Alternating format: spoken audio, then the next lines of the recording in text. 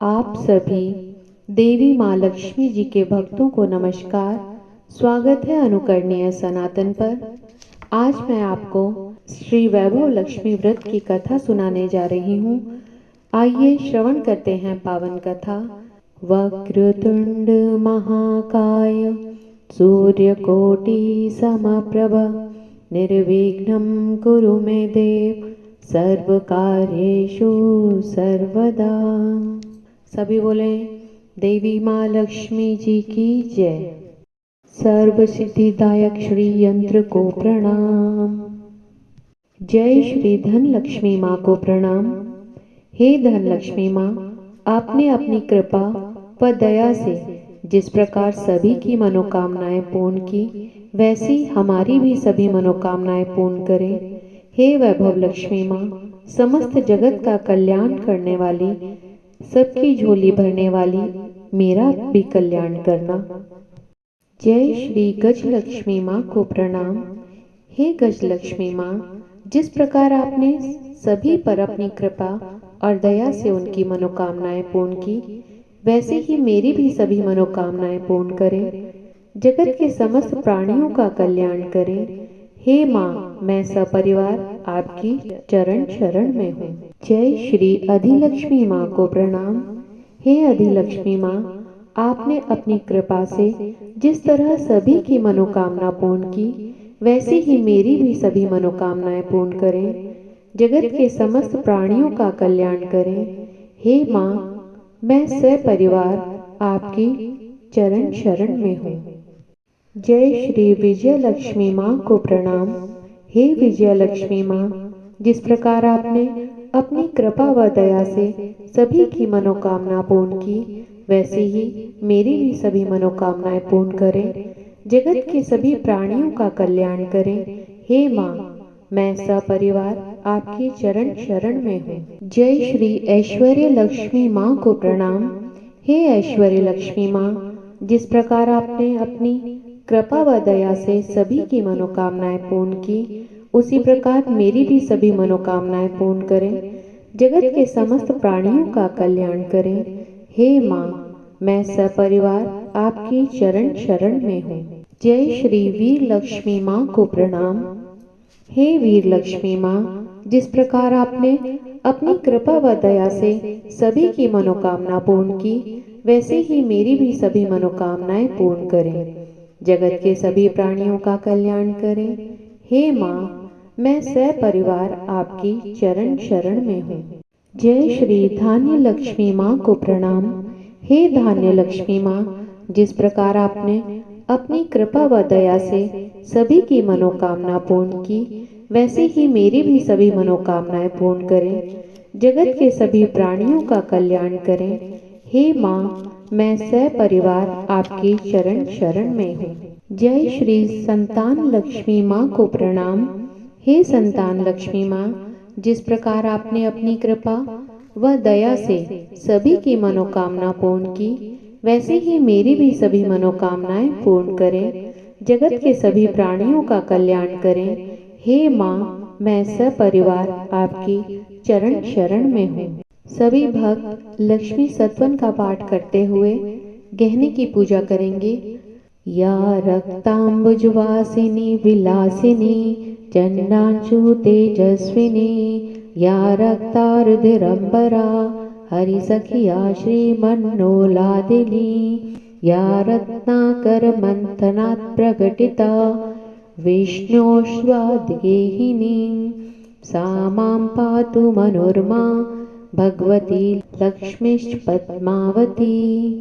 अर्थात जो लाल कमल के फूल में विराजमान हैं, जो अतुलनीय कांति वाली हैं, जो महान तेज वाली हैं, जो समस्त लाल वर्ण हैं, जिनके लाल वस्त्र हैं, जो भगवान श्री हरि विष्णु जी की पत्नी हैं, जो माँ लक्ष्मी सबके मन को आनंद देती हैं, जो समुद्र मंथन के समय सागर से प्रकट हुई थी, जो भगवान श्री हरि विष्णु जी की प्रिया हैं, जो कमल में विराजित हैं, वह जो अतिशय पूजनीय हैं। हे लक्ष्मी माँ, आप मेरी रक्षा करें। सभी बोलें देवी माँ लक्ष्मी जी की जय। कथा आरंभ। एक बड़ा शहर था। इस शहर में न जाने कितने लोग रहते थे। देश के कोने कोने से रोजगार की तलाश में आए लोग जब इस शहर में आते थे तो उनके पास कुछ भी तो नहीं होता था। उनकी एकमात्र यही इच्छा रहती थी कि उनको किसी तरह से भी 2 समय की रोटी मिल जाए।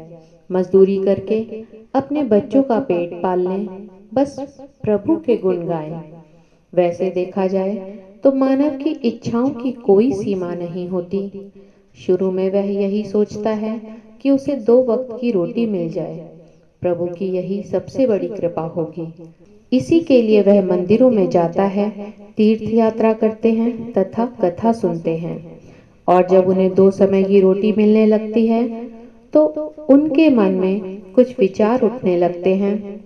वैसे उनकी आय बढ़ने, उनके पास धन हो, रहने के लिए बढ़िया मकान हो, पहनने के लिए अच्छे वस्त्र हो, सवारी के लिए गाड़ी हो या स्कूटर हो, रोटी मिलने के पश्चात उनकी लालसा बढ़ती जाती है।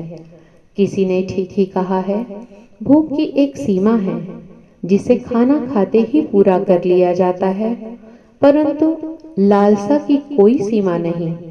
मानव जीवन की भी एक सीमा है। लाखों करोड़ों के सपने, सुख शांति और मौज मस्ती की आशाओं की लालसा करने वाला इंसान यह भूल जाता है कि यह द्वार उसे मृत्यु की ओर लिए जा रहा है। मानव जीवन इतना बड़ा कहाँ है जिस पर हम भविष्य का इतना बड़ा बोझ लाद देते हैं। हम काम, क्रोध, लोभ, मोह, अंधकार में अंधे होकर उस प्रभु, उस महाशक्ति को भी भूल जाते हैं जिसने इस संसार को जन्म दिया है। जो जीवन देता है वही मृत्यु भी देता है। कलयुग में तो ऐसा ही होता है। पाप की परछाइयां लंबी और गहरी होना शुरू हो जाती हैं। धर्म व्यापार बन जाता है, अधर्मी खूब फलते फूलते हैं। इसी बड़े शहर में तो धर्म कम और अधर्म अधिक था। इसी शहर के एक मोहल्ले में राधा और गोपाल पति पत्नी के रूप में रहते थे। उनका छोटा सा घर था, यानी घर के नाम पर एक कमरा था। उसी में रसोई, उसी में सोना, उसी में खाना पीना, यही था उनका घर। गोपाल किसी मिल में नौकरी करता था। राधा घर का सारा कामकाज करती थी। उसने अपने छोटे से घर को भी इतना साफ सुथरा और सजा कर रखा हुआ था कि मोहल्ले की औरतें अक्सर कहा करती थी, घर की साफ सफाई रखना हो तो कोई राधा बहन से सीखे। यह बात तो राधा भी जानती थी कि इस शहर में अच्छे लोग कम और बुरे अधिक हैं। उसी के आस पड़ोस में कुछ औरतें ऐसी थीं जो दिन भर एक दूसरे की बुराइयां चुगलियां करती थीं। दूसरों के घर में झांककर उनकी बुराइयां ढूंढना तो उनका सबसे पहला काम था। अपने घर की भले ही उनको कोई खबर ना हो, मगर पूरे मोहल्ले की खबर उनके पास यूं रहती थी जैसे मोहल्ले की डायरी लिखने का काम प्रभु ने उन्हें सौंप रखा हो। राधा को उनकी यह बातें पसंद नहीं थी। पहले तो उसे घर के कामकाज से ही समय नहीं मिलता था। दूसरा, पति की सेवा करना उसका धर्म था। पति की लंबी आयु और उन्नति के लिए ईश्वर की उपासना करती। हर मंगलवार को महावीर जी का व्रत करती। अपने पति की चिर आयु के लिए व्रत रखती। मोहल्ले की चुगलखोर औरतों को राधा की अच्छी आदतें कैसे पसंद आ सकती थीं? वे तो यह सोचने लगी थीं कि राधा में बड़ी अकड़ है, जो किसी से बात करना पसंद नहीं करती। शायद इसीलिए ना कि वह बड़ी सुंदर है, उसे अपनी सुंदरता पर घमंड है। उसे यह नहीं पता कि जिस मोहल्ले में रहते हैं वहां सबसे मित्रता करते हैं, उनके साथ मिलकर बैठते हैं। यदि वही किसी के दुख सुख बांटने नहीं जाएगी तो कल कौन उसके पास उसके सुख दुख बांटने आएगा। इन सब की बड़ी बहन राम भजनी थी, जो पूरे मोहल्ले को अपनी उंगलियों पर नचाती थी। बहन राम भजनी ने अपनी ही एक कीर्तन मंडली बना रखी थी, जो घर घर जाकर कीर्तन करती थी। राधा को ऐसी औरतें बिल्कुल पसंद नहीं थी जो कीर्तन करते समय भी एक दूसरे की चुगलियां करती थीं। यही कारण था कि राधा ने कई बार उनको टोकते हुए कहा कि देखो बहन राम भजनी, वैसे तो आपका नाम भजनी है, मैं आपसे हाथ जोड़कर प्रार्थना करती हूँ कि पूजा एवं कीर्तन करते समय किसी की भी चुगली मत किया करो। किसी की बुराई करने से तो अच्छा है कि आप उस समय प्रभु का नाम लें। इससे आपका जीवन भी सफल होगा व बुराई से भी बच जाओगे। राधा की इतनी बात सुनते ही राम भजनी को क्रोध आ गया। क्रोध के मारे उसके चेहरे का रंग लाल हो गया। वह कड़क कर बोली, ओ कल की छोकरी, क्या तू मुझे बताएगी कि मुझे क्या करना है? अभी शहर में आए 2 वर्ष भी नहीं हुए, गांव का गोबर भी अभी हाथों से नहीं उतरा और हम शहर वालों को अकल सिखाने लगी है, गंवार कहीं की। देखो बहन, मैं गंवार हूँ या कुछ और, मैं प्रभु भक्ति में पूरा विश्वास रखती हूँ। मैं यह अच्छी तरह जानती हूँ कि भक्ति में ही शक्ति है। भक्ति ढोलक या चिमटे बजाने से नहीं होती, बल्कि सत्य के पथ पर चलने से होती है। ईश्वर का यही सिद्धांत है, यही शिक्षा है कि किसी का बुरा मत करो। मैं तो हर जीव आत्मा में रहता हूँ। तुम मेरी तलाश में क्यों भटक रहे हो? यदि तुम सत्य और विश्वास का सहारा लेकर अपनी आत्मा में मुझे तलाश करोगे तो मैं तुम्हें अवश्य मिलूंगा। इस बात को सुनकर वह राम भजनी और उनकी साथी सब मिलकर राधा का मजाक उड़ाने लगी। राधा जानती थी ये लोग पाप करने वाले हैं। इनकी पूजा तो केवल ढोंग है, दिखावा है। इनके मन काले हैं, खोटे हैं। इनसे अधिक बोलने का कोई लाभ नहीं। इनकी कीर्तन मंडली खूब धन कमा लेती है। ईश्वर के नाम पर व्यापार, दुर्गा के नाम पर लूट, छी छी घिन होने लगती है राधा को इन सब से। उसने अपने घर में पूजा पाठ करना शुरू कर दिया। इन लोगों से दूर रहने लगी। उधर गोपाल बुरी संगत में पड़कर शराब पीने लगा, जुआ खेलने लगा। गांव से आया सीधा साधा गोपाल शहर के साथियों में ऐसा फंसा कि बुरी आदतें उसको लग गईं। शुरू शुरू में उसने अपने आप को बहुत बचाने का प्रयास किया, लेकिन जब चारों ओर ही आग लगी हो तो वह कब तक बच सकता था? एक मजदूर का वेतन ही कितना होता है? सारा महीना मेहनत करने के बाद जो कुछ उन्हें मिलता था उससे घर के 2 समय की रोटी ही बड़ी मुश्किल चल पाती थी। मकान का किराया, दुनियादारी, कपड़े लत्ते, यह सब कुछ उसके वेतन से तो चलता था, लेकिन जब वेतन से शराब पी जाए, चरस गांजा पिया जाए, जुआ खेला जाए तो घर कैसे चलेगा? राधा बेचारी बहुत दुखी हो गई। अंदर ही अंदर घुलने लगी। पति को मना करती तो उल्टी उसे मार पड़ती, गालियां सुनने को मिलती। घर में आकर वह इतना हल्ला करता कि लोगों को उनका मजाक उड़ाने का मौका मिलता। वह अंदर ही अंदर टूटने लगी, हर समय उदास रहने लगी। अपने मन की आग को शांत करने के लिए आंसू बहाती रहती। इस परदेश में उसका कौन था जो उसे सहारा देता? वह तो अकेली पड़ गई थी। एक ले देकर उसे प्रभु का ही आसरा था। माँ दुर्गा ही उसे सहारा देंगी। देवी माँ लक्ष्मी तो इस घर से रूठ चुकी थी। गोपाल ने घर के बर्तन तक बेच डाले थे। इतने बड़े संकट में भी उसने प्रभु का विश्वास नहीं छोड़ा, देवी माँ दुर्गा की उपासना नहीं छोड़ी। उसे पूर्ण विश्वास था कि एक दिन माँ उसके सारे कष्ट और संकट दूर करेंगी। एक दिन जब घर में खाने को कुछ भी नहीं बचा था, वह 2 दिन से भूखी थी। जिस दुकान से खाने पीने का सामान उधार मिलता था, उसने इसलिए उधार देने से मना कर दिया क्योंकि उसके पिछले रुपए ही नहीं दिए गए थे। इस युग में तो जिसके पास लक्ष्मी नहीं वह भूखा मर जाएगा। राधा देवी माँ लक्ष्मी के चित्र के आगे हाथ जोड़कर बैठी रो रही थी। माँ ने उसकी आंखों से टपकते आंसू देख लिए थे, उसके हृदय का दुख जान लिया था। राधा रोई जा रही थी, साथ ही वह देवी माँ लक्ष्मी का पूजन भी कर रही थी। हे देवी माँ लक्ष्मी, मुझे बचा लो माँ, मुझे बचा लो। देखो मेरे घर की क्या हालत हो गई है। मैं 2 दिन से भूखी हूँ। मेरा पति बिगड़ चुका है। घर में लक्ष्मी जी आप बैठी हैं, परंतु आपका दूसरा स्वरूप जो इस संसार में माया का है वह इस घर में नहीं है। उसके बिना जीवन नहीं। हे माँ मुझे बचा लो माँ, हे माँ मुझे बचा लो। माँ शक्ति दो, शक्ति दो माँ। माँ लक्ष्मी कृपा करो, इस घर को बचा लो। माँ अब आप ही मेरा अंतिम आसरा हो। आपने मुझे ना बचाया तो मैं आपके चरणों में ही जान दे दूंगी। अब तो मेरा यह अंतिम निर्णय है। यह कहती हुई राधा देवी माँ लक्ष्मी के चित्र के आगे गिर गई। उसी समय घंटियां बजने लगी, शंख की आवाज आने लगी। राधा के उदास चेहरे पर अपने आप खुशी की लहर दौड़ गई।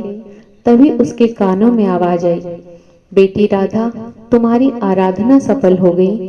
तुमने इतने बड़े संकट में भी मुझ पर से विश्वास नहीं छोड़ा, अपनी श्रद्धा में कमी नहीं आने दी, इसलिए मैं तुम पर बहुत प्रसन्न हूँ।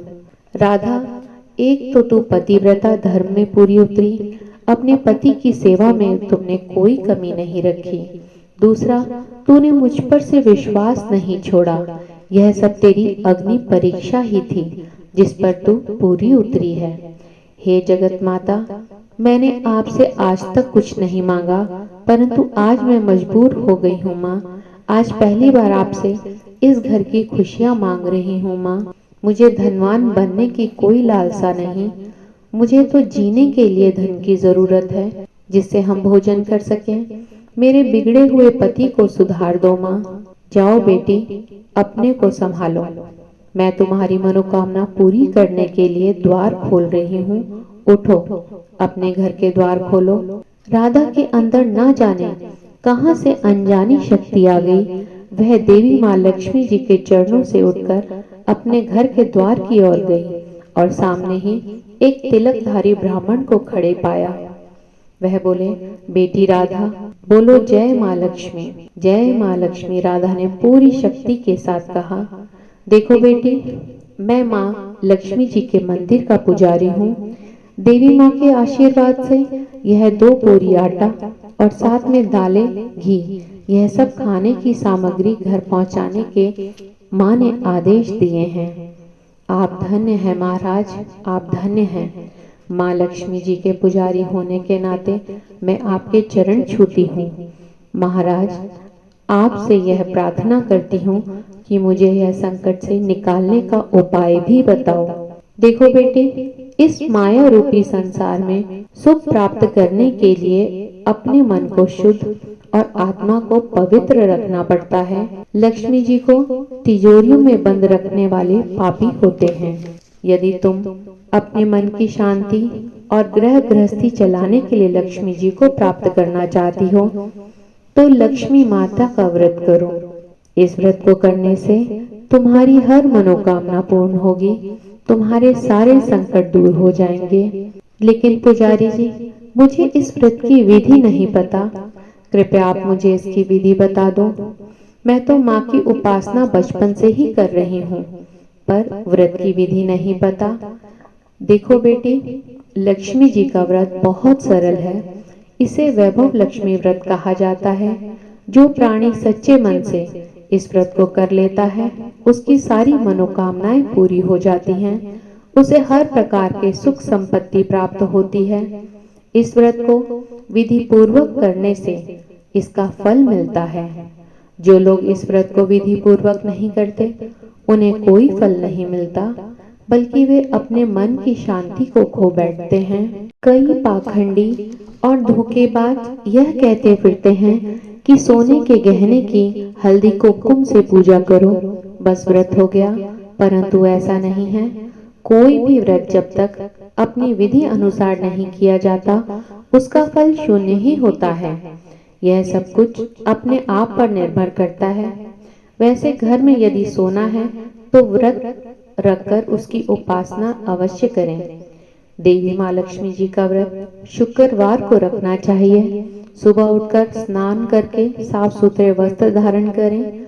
दिन भर देवी माँ लक्ष्मी जी का मन ही मन माँ का पूजन करें। हर समय मुख से यही शब्द निकले, जय लक्ष्मी माँ, जय लक्ष्मी माँ। संध्या के समय पूर्व दिशा की ओर मुंह करके आसन पर बैठें और माँ लक्ष्मी जी की मूर्ति या चित्र किसी ऊंचे स्थान पर रखकर उसके आगे चावल की ढेरी लगाएं। एक खुली प्लेट में सोने के जेवर रखें। यदि सोने के जेवर ना हो तो चांदी के जेवर रखें। देवी माँ लक्ष्मी जी के चरणों में गुलाब अर्पित करें। धूप के साथ साथ देसी घी की जोत जलाएं।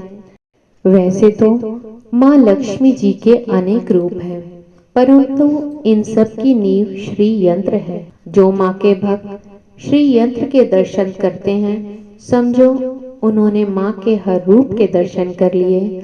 इसलिए देवी लक्ष्मी जी की पूजन के समय श्री यंत्र को अवश्य पूजें। सबसे पहले प्लेट में रखे हुए जेवर को हल्दी का टीका लगाकर 5 बार बोलें, जय माँ वैभव लक्ष्मी, जय माँ वैभव लक्ष्मी। हमारी खाली झोली भर दो माँ, हमारी खाली झोली भर दो माँ। इसके पश्चात घी, आटे और चीनी को भूनकर बनाया गया प्रसाद, जिसमें केले के टुकड़े काटे हों, देवी माँ लक्ष्मी जी की आरती करके उसे प्रसाद के तौर पर लोगों में वितरित कर दें। प्रसाद लोगों को देते समय जय माँ लक्ष्मी अवश्य बोलें। यह व्रत निरंतर 21 या 51 रखे जा सकते हैं। सूर्यास्त होने के पश्चात देवी माँ की उपासना करके जब प्रसाद बांट लें तो आप भी भोजन ग्रहण कर सकते हैं। माँ के आगे जो चावल आपने रखे थे उन्हें आप प्रातःकाल पक्षियों को डाल दें। व्रत रखने वाले हर भक्त के लिए यह जरूरी है कि वह श्री वैभव लक्ष्मी व्रत की कथा का पाठ करे और लोगों को भी सुनाए। इससे और अधिक पुण्य मिलता है। तो इसके फलस्वरूप प्राणी की हर इच्छा पूरी हो जाती है। देवी माँ लक्ष्मी स्वयं उनका कल्याण करती हैं। उनके घर में सुख ही सुख मिलते हैं। धन तो आता ही है, पर जिसके घर में संतान हो उसके लिए यह व्रत वरदान से कम नहीं। जब व्रत संपूर्ण हो रहे हों, अर्थात 51वां 21 जब जितने आपने रखे हैं, आप उतनी 7 छोटी कन्याओं को घर पर बुलाकर उन्हें उनका मनपसंद भोजन कराएं।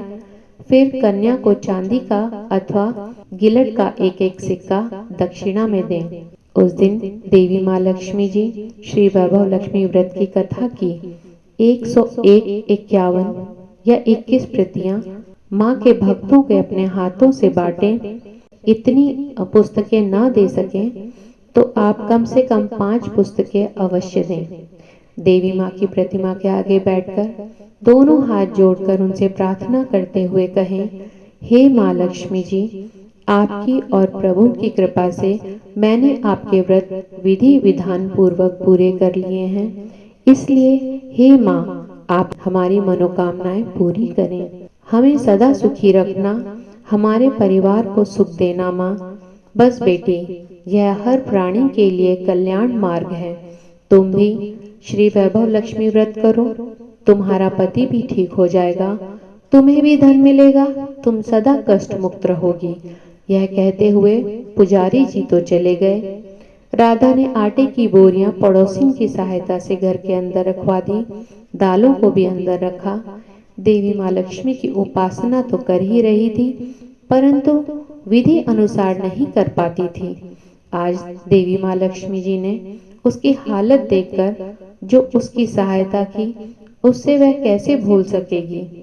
सहसा उसे ध्यान आया, कल ही शुक्रवार है, मैं कल से ही देवी माँ लक्ष्मी जी के 21 व्रत आरंभ करूंगी। दूसरे ही दिन राधा ने शुक्रवार की व्रत कथा आरंभ कर दी और साथ ही देवी माँ के व्रत रखे। सारा दिन देवी माँ की उपासना करती रही। फिर उसने रात्रि के समय श्री वैभव लक्ष्मी व्रत कथा का पाठ करके घर आए पति के चरण छूकर उसे प्रसाद खिलाया तो उसके पति ने उसे प्यार से अपने गले से लगा लिया और कहा, मेरी राधा, तुम सचमुच देवी लग रही हो। मैं ही पापी था जो आज तक देवता न बनकर राक्षस बना रहा, लेकिन आज मेरी आंखें खुल गई हैं। अब मुझे अपनी भूल का एहसास हो रहा है और मैं भी देवी माँ लक्ष्मी जी के चरणों में बैठकर प्रतिज्ञा करता हूँ कि मैं कभी भी शराब नहीं पीऊंगा, न कभी जुआ खेलूंगा, न ही गंदे और बुरे लोगों की संगत में बैठूंगा। मैं तुम्हें कभी दुख नहीं दूंगा। मेरे देवता, मेरे प्राणनाथ, माँ लक्ष्मी जी की कृपा से आप सुधर गए तो मुझे संसार के खजाने मिल गए। आज मैं कितनी खुश हूँ। हे देवी माँ, माँ ने मेरा उजड़ा घर बसा दिया, मेरा सुहाग मुझे मिल गया। अब मैं 21 व्रत पूर्ण करके श्री वैभव लक्ष्मी व्रत कथा की 51 प्रतियां लक्ष्मी भक्तों को बांटूंगी, ताकि उनका भी मेरी ही भांति कल्याण हो जाए। गोपाल ने अपनी पत्नी का हाथ पकड़कर उसे चूमते हुए कहा, देखो राधा, जिस देवी माँ लक्ष्मी जी ने मुझे पाप के संसार से निकाल दिया है, मैं भी उनके 21 व्रत रखूंगा, सदा घर में उनकी पूजा करता रहूंगा। राधा ने अपने पति के चरणों में अपना सर रखते हुए कहा, मेरे देवता, आज मैं बहुत प्रसन्न हूँ, बहुत ही प्रसन्न। माँ लक्ष्मी जी की कृपा से मुझे आज नया जीवन मिला। सभी बोले वैभव लक्ष्मी माता की जय। हे वैभव लक्ष्मी माता, आपसे विनम्र प्रार्थना है कि जो भी आपका भक्त इस कथा को सुन रहा हो, आप उसकी सभी मनोकामनाएं पूर्ण करें। सभी बोले वैभव लक्ष्मी माता की जय। आप सभी का इस कथा को सुनने के लिए धन्यवाद।